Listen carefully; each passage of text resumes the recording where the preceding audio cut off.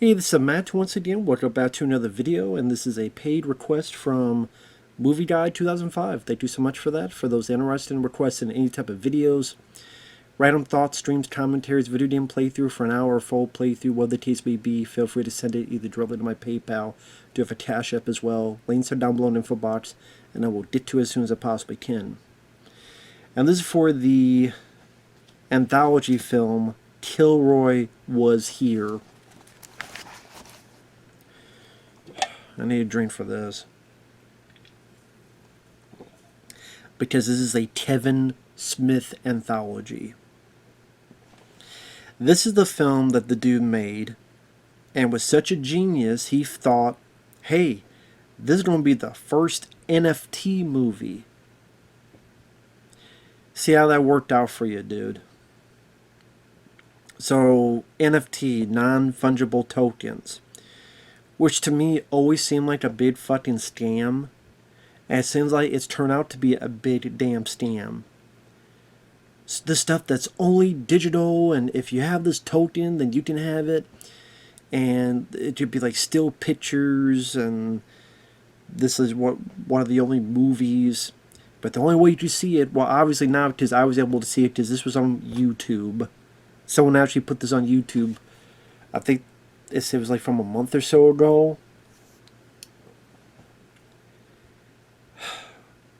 And the majority of NFTs are worthless. So people spend so much money and thousands of dollars or more on this crap, and now it's fucking worthless. So, hell of a damn scam. And concerning he kept bringing it up, and I think Clerks 3 he brought it up and stuff. Must have some goddamn big ass eggs on his face. Kevin Smith. Here's the thing about Kevin Smith. Let me go on a rant about this. I used to be a big fan of this guy. I did. Huge fan of this guy. And I was ranting and raging about when Clerks 3, that review was still up. I hate that. That's the worst Kevin Smith film I've seen. Totally destroyed Clerks.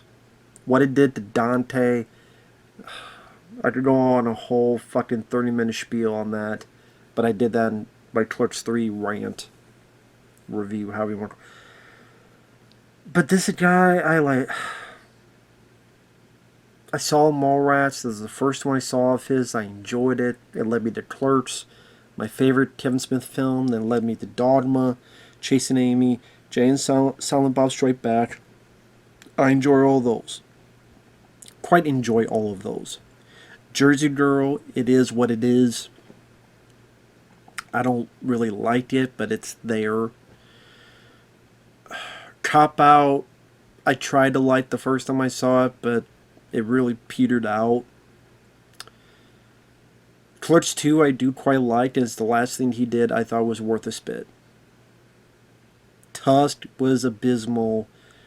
Red State I didn't care for at all. Yoga Hosers is technically his worst film, but Clerks 3 is the one he made I hate the most.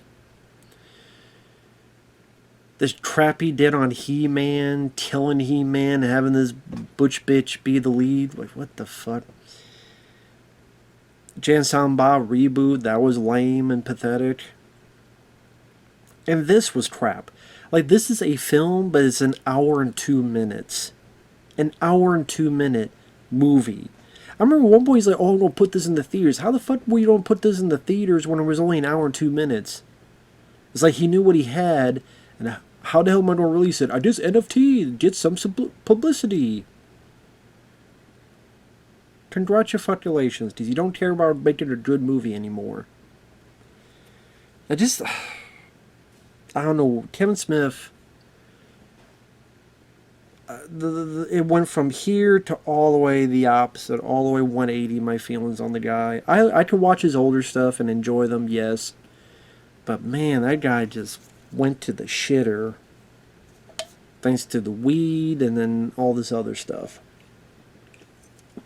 But to be fair, it's not just the weed. It's a combination of a lot of other stuff. I think he got more in tune with Hollywood and Comic-Con and meeting all these people and getting to direct episodes of The Flash and being really part of that Hollywood steam regime, that he became the guy that the younger Kevin Smith would mock and make fun of. So I just had to give my spiel on Kevin Smith before I got into this, because like I said, the last thing I saw him do that was worth a shit was Clerks 2. Everything else has been abysmal or lame or god-awful. This is something. So it's a horror anthology film where it's about KillRoy. So the wraparound is his daughter, his fucking nepo baby, nepotism, Harley Quinn Smith, which Kevin, I'm sorry, dude, your daughter's not that great of an actress. Her looks aren't the best either, because she kind of looks like you, which is, not what you want in a woman. I'm sorry, but I'm not sorry, I'm just being honest. And she's babysitting, and she tells the kid about this boy named Roy who killed chickens. Then she talked about how in World War II there was these drawings, and one of the drawings was these doodles where someone's face and the nose is poking out, and it says KillRoy was here. Then she goes back to Roy, and he went to Vietnam, and then he killed the VC, the Viet Cong, like he did the chickens back in the day, and apparently would also eat them. So then he was arrested. There was a fire, and they let him burn. When he got out, the evil kept him living, and the rest of his humanity burnt off of him. So because of that, somehow he became the KillRoy with the big schnoz, right? He looks like Squidward. Where the fuck is SpongeBob? Where you need him. So, again, it wants to say KillRoy, I call him Squidward. Fucking Squidward's in this movie. Now, again, why does it become that character just because his name is Roy? There's a shitload of people named Roy. I mean, when he was a kid, he just killed chickens. You don't even see that the kid was fascinated with the doodle of KillRoy. You don't even have him like maybe he makes doodles or he's fascinated by it or some ritual. Nothing. It's just for some reason, I guess because his name is Roy, he just becomes the KillRoy. And even though his backstory is about killing chickens, then being in Vietnam, then killing the VC, and dying in Vietnam, somehow, some way that turns into, if a little kid says his name 3 times, he'll come after you. And Harley Quinn Smith says, well, if an adult says it, it doesn't matter, because he's not really interested in us. He's interested in yunnins, interested in kids. I mean, why? Based on his backstory, why? One doesn't link to the other. Because I know Kevin Smith didn't write the film, but whoever fuck wrote this apparently don't know how these legends and lores work. Freddy Krueger. He hunted, killed kids, perhaps more. The parents kill him, burn him up. So he wants revenge, and I'm going to kill your children. I'm going to come back, and your children and whoever, I'm going to kill them in their dreams. There's a connection.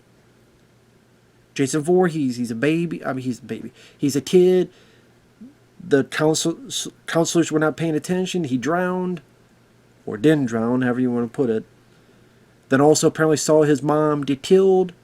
So now he's pissed off at any camp counselors, and if they come into the woods, he's going to kill them. And then anybody else who comes in, he's going to kill them. These are some kind of understanding and connection. There's not here. Somehow this guy in Vietnam is somehow related to this doodle that was in World War II.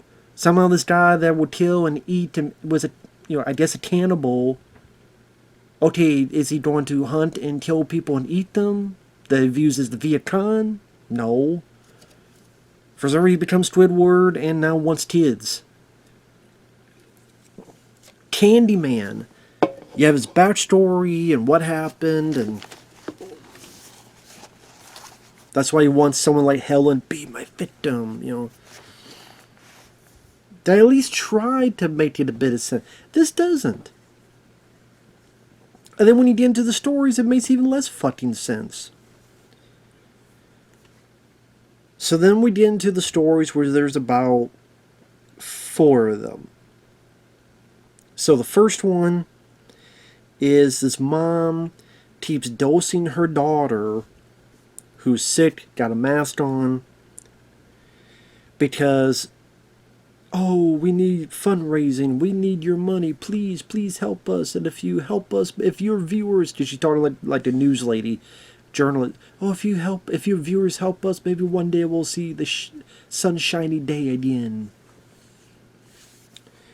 So it's trying to be like a take against the church and all this other stuff. And when the news people leave, oh, I need you to come to the church. Well, I just want to go out like the other kids. You can't because you'll catch germs. But I won't catch germs at the church. No, ain't no germs in any part of God's house. So she guilts the daughter to her green. But then the mom is so fucking stupid, or the writers are so fucking dumb, for some fucking reason, the mom puts the tea down and puts a note that goes, drink your nasturtium tea. She writes down the name of the tea. So the girl could look at it, get her fucking phone, and type up the name of the tea. And go, whoa, huh. That means they'll drug you and fuck you up. Wow, thank God the mom told me what the tea was. Why would she not say, drink your tea? Drink this tea will make you feel better. Why does she have to put the specific name of the tea? Gee, I doubt she'll look over this because maybe I'm an old fuck. I don't know if phones exist, even though she's been doing this shit for years.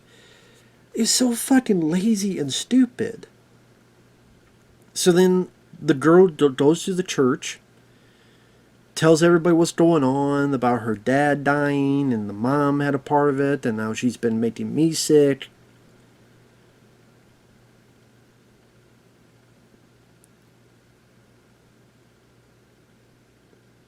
I like that when you have to repeat KillRoy 3 times, she has to count. Because apparently she can't remember if she'll say the name 3 times. She'll be talking and say KillRoy, and then she'll do her finger at the thing and go. Then when she says it again, she does. I'm like, who are you counting to? You're signing yourself? Like, you can't remember if you just say a name fucking 3 times. You're that fucking stupid. This character. Okay, I said it once. I better make sure. Okay, I said it once. Okay, good. I said it twice. Okay, I gotta say it one more. I said it one more. Yay! You dumb bitch. And then the way she describes it is KillRoy, if you say his name, you belong to him. You're his. So I'm going to drink this poison and end my life, so then KillRoy can go kill the other people in the church, and kills like 3 or so people, goes to the mom, puts the flour from the tea into her mouth, and that's it. Okay, really not a whole lot to the story. Stupidity in the writing, like I mentioned, about how she finds out what the tea is, and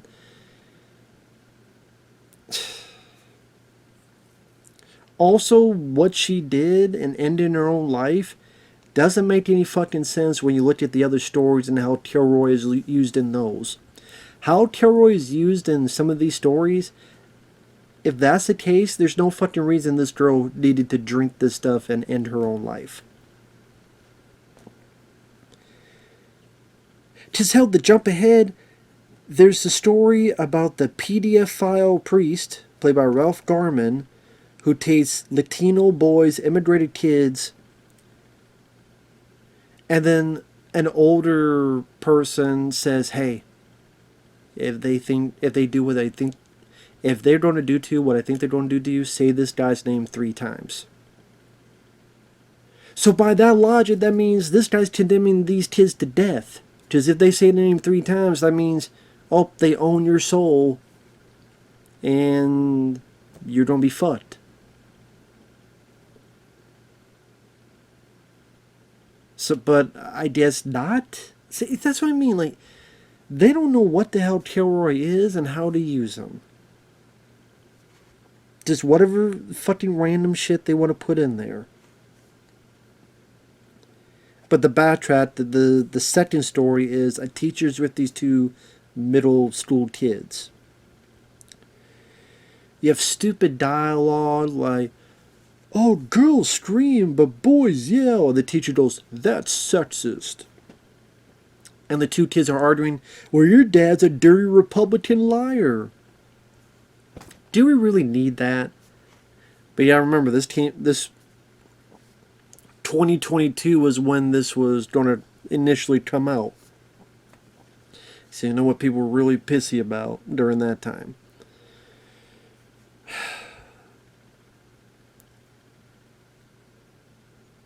Your dad's a dirty Republican liar. Give me a fucking break. Can you just leave any politics out of it on either side? And then one kid disappears and she looks for the kid. Now, for some reason, she's a teacher. But she uses a phone as a flashlight. Why don't you just turn on the fucking lights? You're a teacher. Flip a light switch. Why is she going around the school with a flashlight on her fucking phone when she just go and flip a light on the switch? Flip the light switch on. Why is that a boggle? Why is that an impossibility? You see there's lights on in the background, so it's not like there's no power. There is power. Turn a fucking light switch on. Just what? Then you can go back and turn them off when you need to.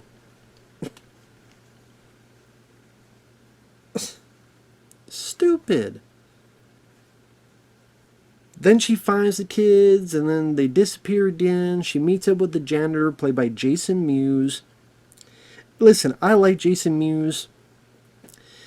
I hate to say it, each time I see him, I feel bad. I feel sad. Because of what he did to his body. Of what he did to his teeth. And ever since he had to replace his teeth, he just has that way of talking where he's talking like this. And he starts talking. And I know this, I mean, technically it's his fault because he did that to his body, but, you know, I'm glad he's clean. I'm glad he's sober. I'm glad he got his life on track. And for all intents and purposes, he seems like a cool, nice guy. It's just sad because now anytime I see him act, that the teeth is so noticeable that it's distracting. Anytime he talks, anytime he tries to act, it's just distracting. And I'm more honing in on that fact than the performance. And I think it has affected his, because it's not the same. You know, when you're seeing him in Clerks 1 and Mallrats, it's just not the same. Because now you're always trying to, I'm sorry, but that's just how I feel.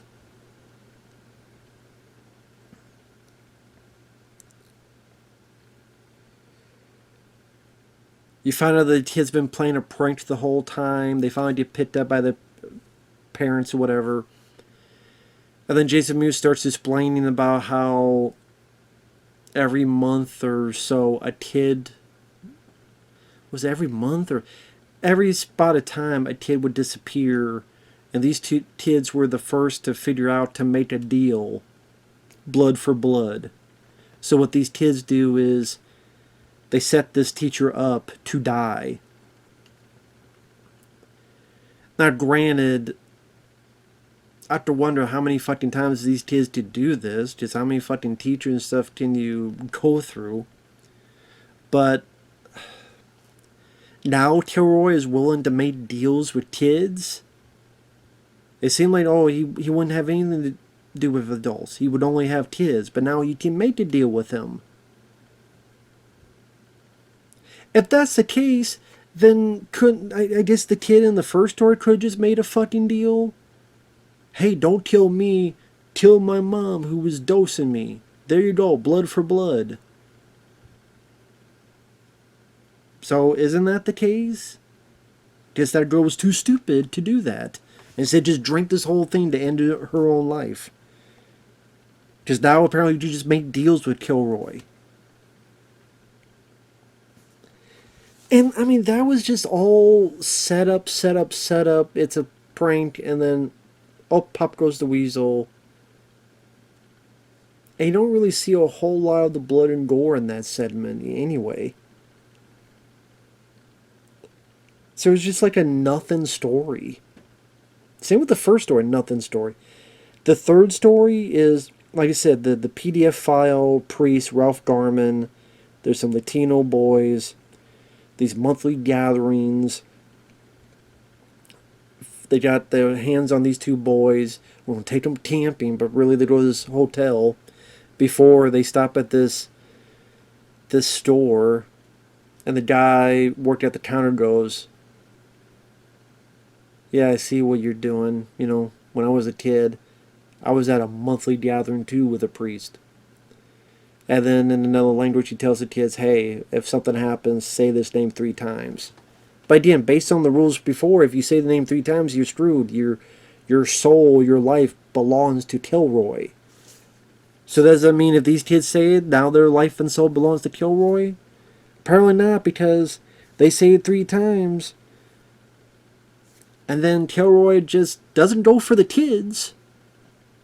Which, the way Harley Quinn Smith says, if you say it, then they don't go for you because he doesn't care about adults. Well, apparently there are no fucking rules. Doesn't KillRoy just kills? I would say this is where you get more of the gore in the film.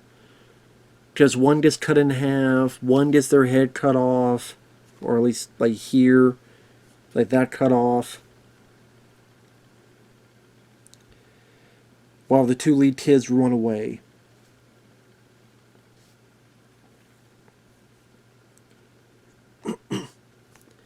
So again, the whole backstory of KillRoy, none of it makes sense. None of it is consistent. None of it is spooky or scary or creepy. The stuff with the PDF file priest, they try to make this tone that the premise is creepy, but the execution is just too jokey. Ralph Garman in them, they're just too jokey and too silly, so you don't really feel as much of the tension as you should, considering the circumstances. Then the 4th story is Chris fucking Jericho doing a live stream where you see the chat on the side of the screen. And he's part of Gator Chasers. But really, it's the Gator Chasers. So he keeps saying, Gator Chasers, alright, Gator Chasers.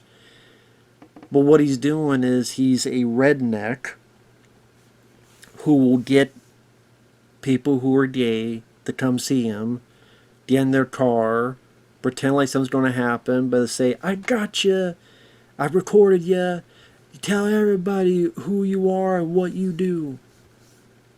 And he's like, ruin this guy's life. And you see in the comments there are people saying, make America great again.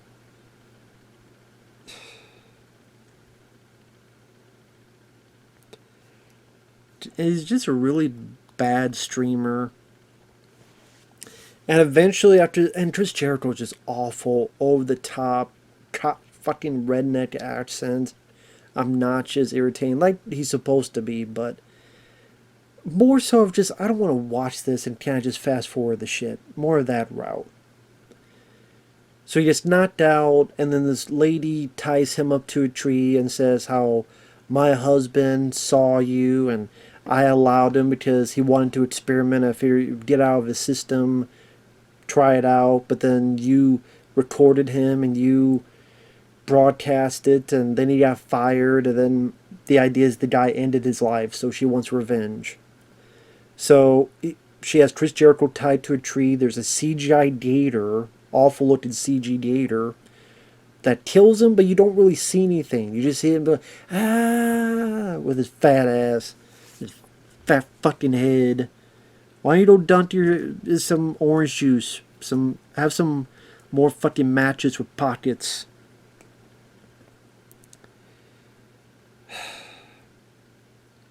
And then, for no discernible good fucking reason, the lady turns and there's KillRoy, who then ties her up to a tree and has a CG gator put onto her. Why? I don't remember anyone saying KillRoy 3 times. Maybe I'm wrong and I missed it, and if so, I apologize. But I tried and I paid attention because I went back multiple times like, wait, isn't this supposed to... I'm like, maybe it's in the chat. Maybe it's in one of the chats someone wrote it and I couldn't tell. Although, again, I thought the idea is that if you say the name, you would be the one fucked over. But, again...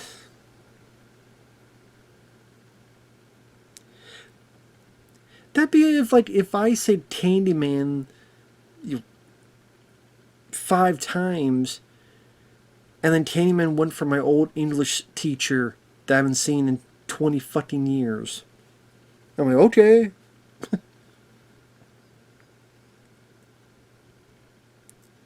No one said KillRoy 3 times. And why are you killing this lady? Like, why is KillRoy even doing this? What the fuck's going on? I thought he was... So your 4 stories. You have a lady drugging her daughter, and then the daughter talks a lot in church, and a few people get killed. You have middle schoolers playing a trick on a teacher that goes on for way too long. Jason Mewes is in as a janitor, and then the teacher dies at the end. You have the PDF file priest taking the 2 boys. Them and others get to this hotel room. The kids say it, and then you get a couple of death scenes. Chris Jericho is an annoying streamer redneck who outs people who are homosexual, and then this is just desserts, and then for some reason the lady also gets killed too. Again, why was KillRoy even there? Who the fuck said the name KillRoy 3 times? And then the end of the wraparound is Harley Quinn Smith. She said earlier that, hey, boyfriend, if I ever catch that you're cheating on me, I'm going to kill you. So at this point, she scared the little girl so much about KillRoy. Oh my god, he's out there, he's out there. So the girl apparently doesn't use her eyes, doesn't look, doesn't pay attention, just stabs someone randomly and willingly. And the boyfriend dies. She's like, wait, that's not KillRoy. Yeah, if you took a look for 30 seconds, you would have fucking seen that, you dumb little bitch. And Harley Quinn Smith's like, see, I told you, if you cheat on me, you dead. I'm like, the little girl's not going to be able to fucking explain to the cops, oh yeah, this lady pushed me into it. This lady said that was this monster named KillRoy. This lady. That's what the little girl could say. And go, this lady is the girlfriend of this boy. Well, we found out this boy was with someone else, and that's motivation. You're telling me the cops wouldn't figure any of this shit out? I guess the girl had said KillRoy because KillRoy puts like a blade right here, kills Harley Quinn Smith. And the little girl that was so scared of KillRoy, she killed this Harley's boyfriend. So you were so scared, you just stabbed first and asked questions later. But now that you see the actual KillRoy, take my hand. What the fuck?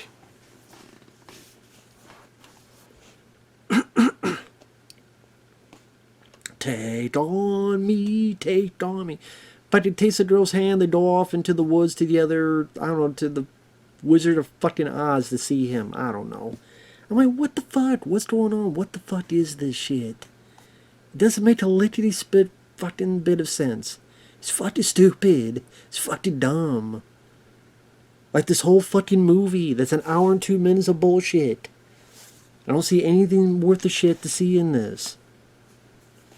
Maybe some people will like some of the kills, like in the PDF file, the priest one. You throw a rock, you find a better slasher film. With gore, and better gore. Tim Smith, to me, cannot do horror. He did a bit in that Holidays anthology. He did a bit in that, and I guess that's what gave him the inspiration to do this. But Tusk, I'm not a fan of Red State. I know other people are. This, that bit in Holidays, stay the fuck away from horror. You don't know how to do it. And the way it's shot, no, I mean, to be fair, Tim Smith, usually his films are not really known for their visual splendor. But the stories just seem so pointless. KillRoy is all over the place with what he can or won't do and his lore. He looks ridiculous with the Squidward fucking nose. The acting is not the best.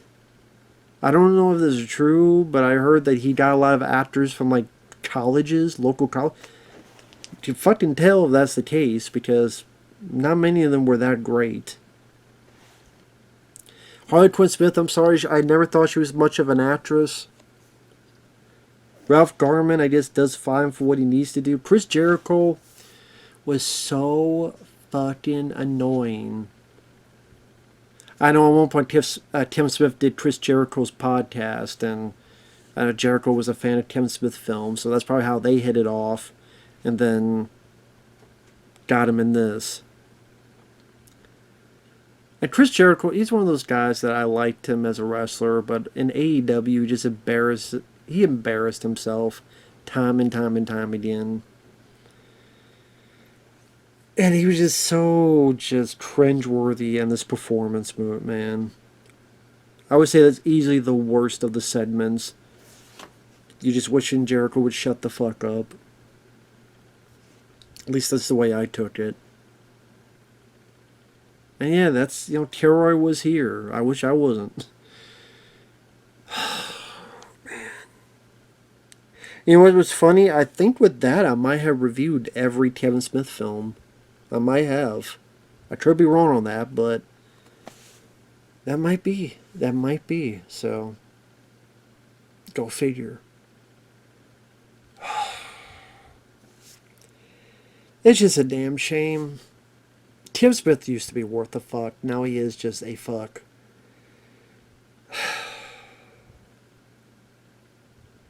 What can you do? With that said, I mean, it's on YouTube. All you have to do is type KillRoy Was Here 2022 and you'll find it.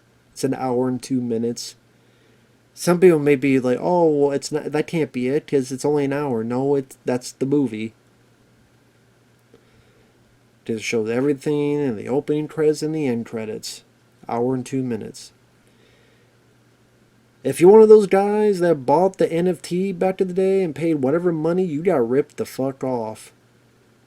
Because, again, now it's out there and people can watch it. It was on archive.org, Internet Archive. It's on YouTube. You go ahead and find it. Won't take you much. If you give a shit. So with that said, thanks for watching. Take care, and we'll see you guys in the next video. Ciao.